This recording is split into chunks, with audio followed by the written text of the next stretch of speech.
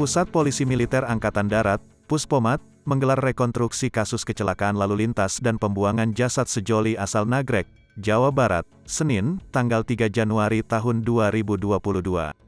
Rekonstruksi dilakukan di dua tempat berbeda.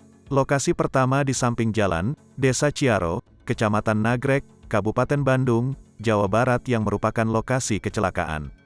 Lokasi kedua di Jembatan Sungai Tajum, Jalan Raya Rawalo, Desa Menganti, Kecamatan Rawalo, Kabupaten Banyumas, Jawa Tengah.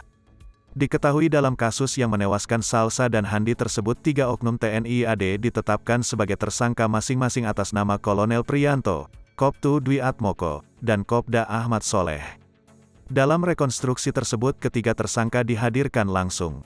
Dari rekonstruksi di Nagrek, terungkap posisi kedua korban setelah tertabrak mobil Panther hitam yang ditumpangi 3 tersangka. Hal itu diketahui dari adegan pertama dalam rekonstruksi. Korban digantikan dengan boneka manekin.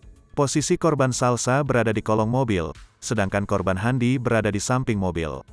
Setelah itu, kedua pelaku turun dari mobil. Dalam adegan selanjutnya, dua pelaku dan saksi mengevakuasi korban pertama ke pinggir jalan.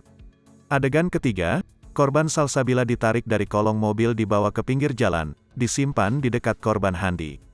Lalu tersangka 1 dan 2 membawa korban Salsabila ke mobil dimasukkan ke jok tengah mobil, atau pintu kedua.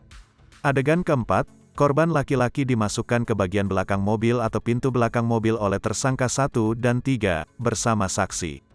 Sedangkan adegan kelima, tersangka pergi dan membawa kabur kedua korban. Seorang saksi, Saifuddin Juri, yang ikut dalam rekonstruksi tersebut membenarkan adegan yang diperagakan para tersangka.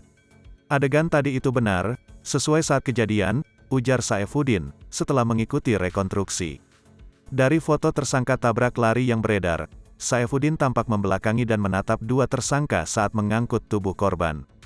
Selain menghadirkan langsung ketiga tersangka, mobil minibus hitam yang digunakan tersangka juga dihadirkan. Saifuddin mengaku, dalam rekonstruksi tersebut, ia andil dalam 4 adegan, dari total 5 adegan dalam rekonstruksi.